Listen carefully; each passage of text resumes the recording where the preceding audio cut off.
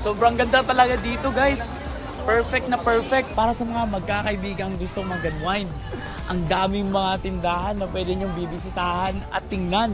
Diba? Tingnan nyo nga, oh. Diba ba? Oo nga, ang dami ding lugar na pwedeng pagpasyalan o pag-picture-picture at pag-video-video. Diba?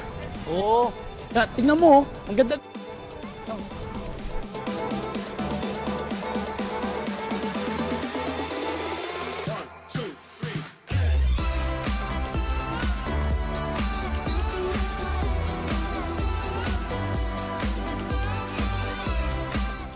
At ngayon naman guys, kami ay babiyahe na papauwi para makapag-binge watch ng Korean drama. There we go. And of course, thank you so much for watching our vlog today guys.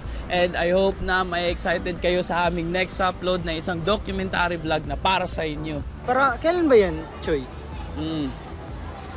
Parang secret.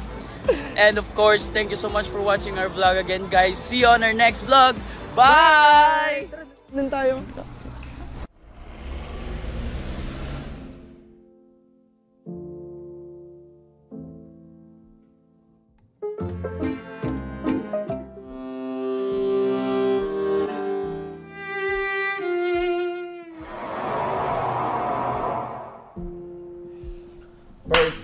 Perfect.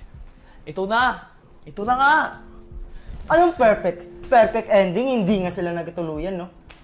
Hindi, tol. Ano ka ba? Ito perfect na video clip para sa next vlog ko. Di ba sabi ko sa'yo, gagawa ako ng vlog para sa mga viewers ko. Tas ito, yan, video na yan. Gagawa ako ng documentary vlog tungkol sa mga disorder. At yan, yung eksenang yan, saktong-sakto. Kaya teka lang, kukunin ko muna yung laptop ko, mag-edit ako. Tol, seryoso ka ba or it's a prank? Ano yan? Ikakat mo lang yung clip mula sa K-drama tas ilalagay mo sa own content mo? Bawal yan, tol! Sus, di yan bawal. Ini-upload nga nila sa internet yan nga eh. At nakikita naman ng ibang tao. So kung gagamitin natin yan, walang problema yan. At least nga, di ba, nakakatulong pa tayo na malaman ng ibang tao yung mga palabas at eksena nila. Bahala ka dyan, tol. Basta, sinabihan na kita.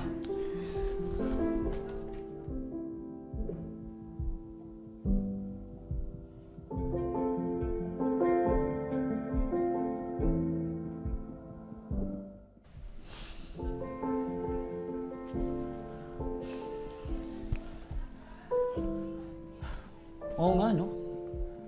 Paano kung tama si Paulo? Bawal ba talaga gamitin yung mga videos sa internet? E di kung sana, di na lang in-upload. Pero sige na nga, para mas safe.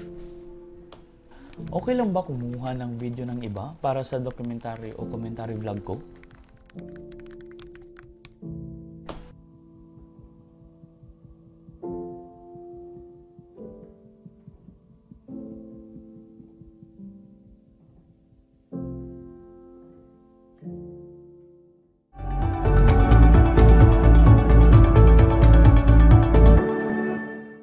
Ang ma-advise ko po sa kanya, yung nakalagay po sa ating Law on Intellectual Property.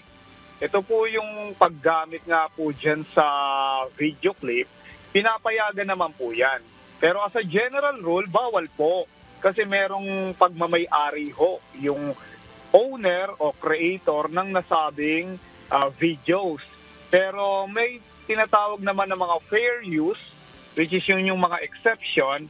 Ang pinakamapapayo ko na lang po sa kanya, kung gagamitin niya po yung video clip ng nasabing teleserye o Korean novela, maganda ilagay niya yung ownership. Pangkaraniwan, ginagawa po yan sa mga TV, nakalagay po yung courtesy of kung saan niya kinuha yung ganong video.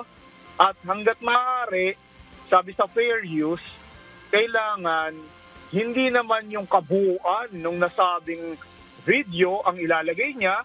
Meron lang mga parts na sabihin natin related dun sa kanya gustong gawing pinaka-documentary. a portion of it lang. Hindi yung kabuuan naman. In fairness, dun sa nagmamay-ari o creator ng nasabing video clip.